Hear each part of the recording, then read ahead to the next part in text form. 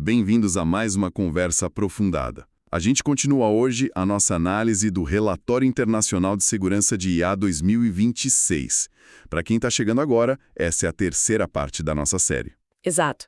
E só para recapitular rapidinho, nas duas primeiras partes a gente mapeou o cenário. Primeiro, falamos do avanço da IA, das capacidades. Das habilidades incríveis e das falhas meio bizarras, né? Isso. E depois a gente mergulhou nos riscos mais diretos. Ameaças de uso malicioso, cyberataques e aquele debate bem complexo sobre a perda de controle. E hoje o tom da conversa muda um pouco. A gente sai desses cenários de crise e entra numa coisa mais sutil. Algo que, na verdade, já está acontecendo agora em todo lugar. Vamos olhar para os chamados riscos sistêmicos. É uma mudança de foco bem importante. A gente não está falando de um ataque específico ou de uma falha pontual. O risco, aqui, vem do próprio sucesso da tecnologia. O que o relatório quer dizer é que, à medida que a gente integra a IA em tudo, ela começa a alterar estruturas da sociedade. Exatamente. Silenciosamente. Ok, então vamos desempacotar isso. O relatório começa com um tema que, tira o sono de qualquer líder de empresa, o futuro do trabalho. Ele traz um dado de partida que chama de exposição dos empregos. Fala que 60% dos empregos em economias avançadas e 40% nas emergentes estão expostos à IA. E esses números, à primeira vista, eles assustam, né? Muito. A pergunta que fica é o fim do emprego, como a gente conhece? Essa é a pergunta de $1 milhão. E o relatório é honesto em mostrar que nem os economistas têm uma resposta pronta para isso. Existem basicamente dois grandes cenários. Otimista e pessimista, imagino. Isso. O primeiro é o otimista ou de ajuste. A ideia é que, sim, muitas tarefas vão ser automatizadas, mas novas funções vão ser criadas para compensar. É o que sempre aconteceu em outras revoluções tecnológicas, sabe? Há um período de transição que pode ser difícil, mas no fim a economia se reequilibra. É aquela história clássica, né? O ascensorista perdeu o emprego para o elevador automático, mas os netos dele viraram programadores. A tecnologia destrói e cria. Exato. Só que aí vem o segundo cenário, o mais pessimista. E ele ganha força com a IA generativa. Porque essa é diferente. Porque alguns economistas argumentam que ela não se compara a nada que a gente já viu. Se a IA conseguir superar o desempenho humano na maioria das tarefas cognitivas... Não só as repetitivas, mas as criativas também. Isso. As criativas, as analíticas, aí a lógica da substituição pode não ser compensada. A grande dúvida que eles levantam é: a IA vai criar novas tarefas para humanos na mesma velocidade em que automatiza as antigas? E para essa pergunta não tem resposta. Ainda não. Certo. Isso é a teoria. Mas e os dados do mundo real? O que o relatório já conseguiu mapear de evidência concreta? Então, aqui a coisa fica bem interessante. Os dados iniciais são mistos. Estudos grandes nos Estados Unidos, na Dinamarca, eles não encontraram até agora um impacto no número total de empregos. Ah, então a manchete de "os robôs estão roubando todos os empregos" não se confirma nos dados gerais. Nos números gerais, não. É mais complexo.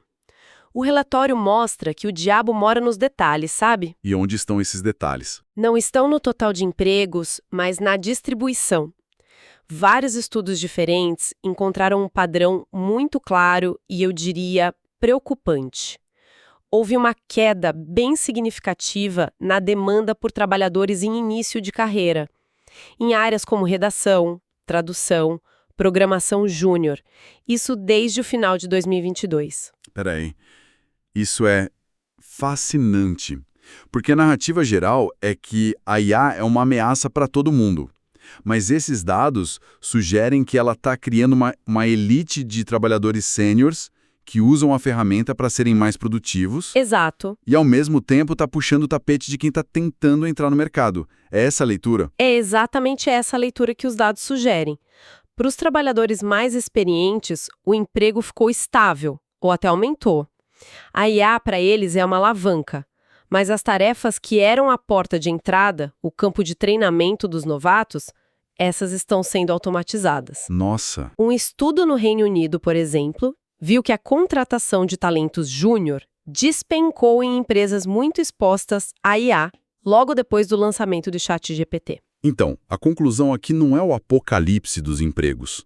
É uma coisa mais sutil e talvez mais complicada para os gestores. Muito mais. A questão estratégica não é, será que eu vou demitir?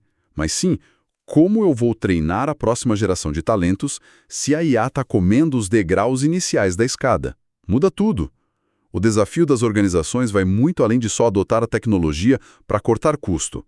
A questão central passa a ser como a gente gerencia essa disrupção na formação da força de trabalho, como criar novas carreiras. Como requalificar as equipes? Se a base do aprendizado, que era aprender fazendo as tarefas mais simples, está desaparecendo. Esse é o terremoto silencioso que o relatório descreve. E esse terremoto ele não para no escritório, né?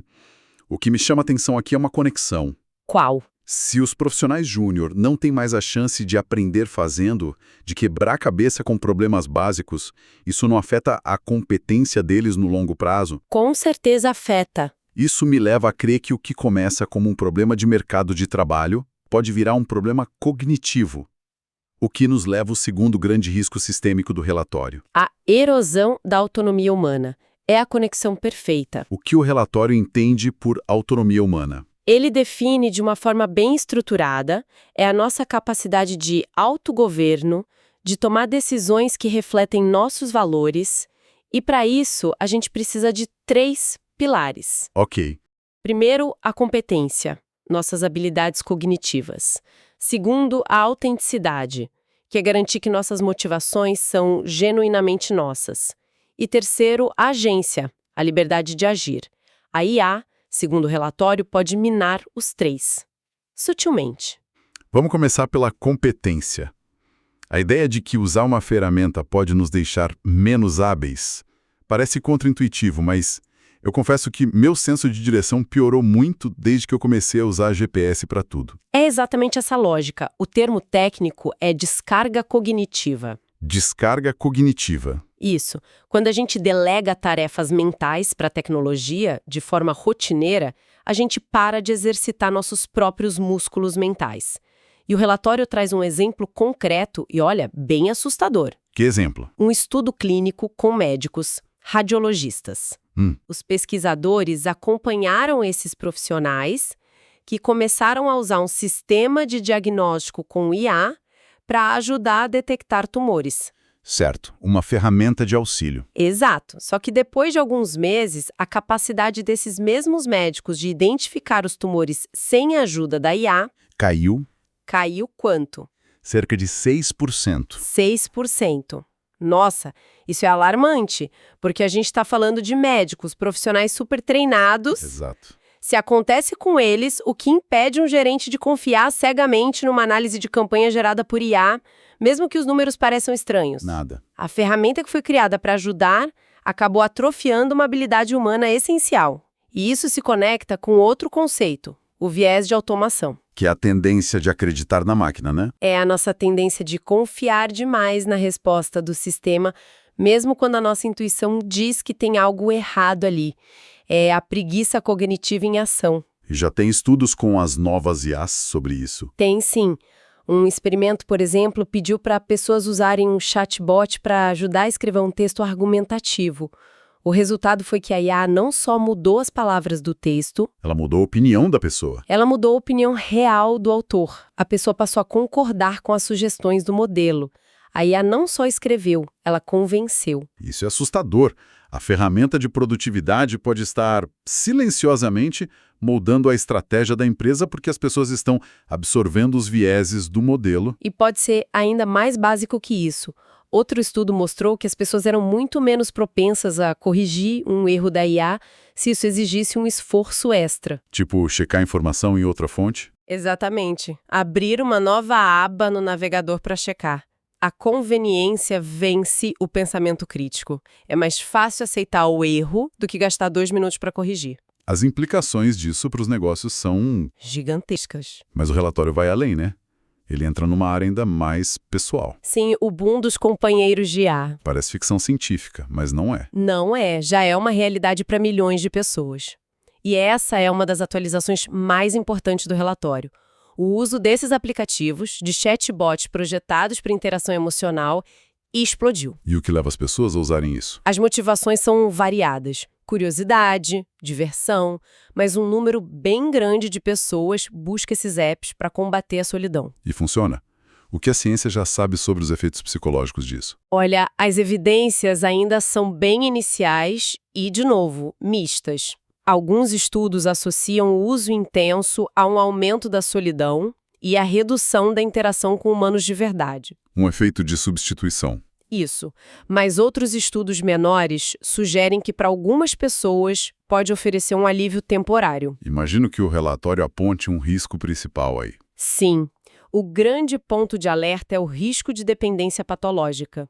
O relatório cita dados internos da OpenAI, que, embora não sejam revisados por pares, são um sinal. E o que eles indicam? Indicam que uma fração pequena, tipo 0,15% dos usuários semanais, mostra sinais de um apego emocional extremamente elevado.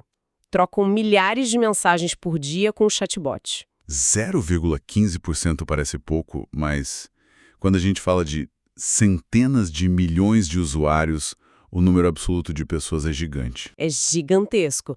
São centenas de milhares de pessoas numa situação de vulnerabilidade emocional bem séria, depositando suas necessidades de conexão num algoritmo. E aí a gente conecta todos os pontos. Exato.